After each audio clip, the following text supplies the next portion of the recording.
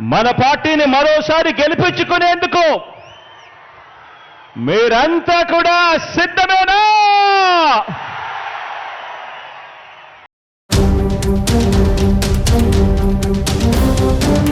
ఏపీలో ఎన్నికలు దగ్గర పడుతున్నాయి. దీంతో ఎక్కడ చూసినా పొలిటికల్ హీట్ కూడా పెరుగుతోంది. ఓవైపు ప్రతిపక్ష పార్టీలు గ్రూప్ గా ఏర్పడ్డాయి. మరోవైపు జగన్ సింగిల్ గా దూసుకుపోవడానికి పక్కా ప్రణాళికతో ప్రజల్లోకి వెళ్లడానికి సిద్ధమయ్యారు. ఇందులో భాగంగా ఈ నెల 16న అభ్యర్థుల ప్రకటన చేయబోతున్నారు జగన్.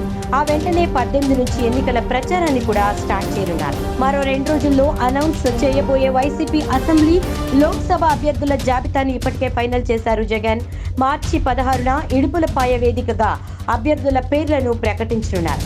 ఆ తర్వాత ఎన్నికల ప్రచారానికి శ్రీకారం చుట్టనున్నారు. ఇప్పటి వరకు ప్రకటించిన స్థానాలను మార్పులు చేసి కొత్త ఇన్ఛార్జ్లను వైసీపీ నియమించింది. చిలకలూరిపేట, జీడి నెల్లూరు, కందుకూరు, గాజువాక, మంగళగిరి, అవనిగడ్డ, అరకు, సత్యవేడు, ఎమ్మిగనూరు అభ్యర్థులను మార్చారు. మచిలీపట్నం, తిరుపతి ఎంపీ అభ్యర్థులను మార్చి కొత్త వారిని నియమించింది వైసీపీ అధిష్టానం. ఇంతవరకు విడుదలైన 11 జాబితాల్లో 75 అసెంబ్లీ స్థానాలు, 23 పార్లమెంటు నియోజకవర్గాలకు అభ్యర్థులను, ఇన్ఛార్జీలను నియమించింది వైసీపీ. ఇక ఇడుపులపాయలో టోటల్ లిస్ట్ ని అంటే 175 అసెంబ్లీ, 25 లోక్సభ స్థానాలకు అభ్యర్థుల్ని ప్రకటిస్తారు. ఈ నెల 18న శ్రీకాకుళం జిల్లా ఇచ్చాపురం నుంచి ప్రచారాన్ని ప్రారంభించనున్నారు జగన్. విజయవాడ వెస్ట్, నెల్లూరు రూరల్లోనూ ఎన్నికల ప్రచారం నిర్వహిస్తారు. దక్షిణ కోస్తా, ఉత్తర కోస్తా, రాయలసీమ, పల్నాడులో సిద్ధం సభలు నిర్వహించి అక్కడ జనాల్లో జోష్ నింపింది వైసీపీ. అలాంటి సిద్ధం సభల తరహాలోని అన్ని ప్రాంతాల్లో అట్టహాసంగా వేదికలు ఏర్పాటు చేసి జగన్ ప్రచారం చేయనున్నారు. ఇప్పటికే సభ నిర్వహణ విషయాల మీద ఫోకస్ చేశారు పార్టీ శ్రేణులు.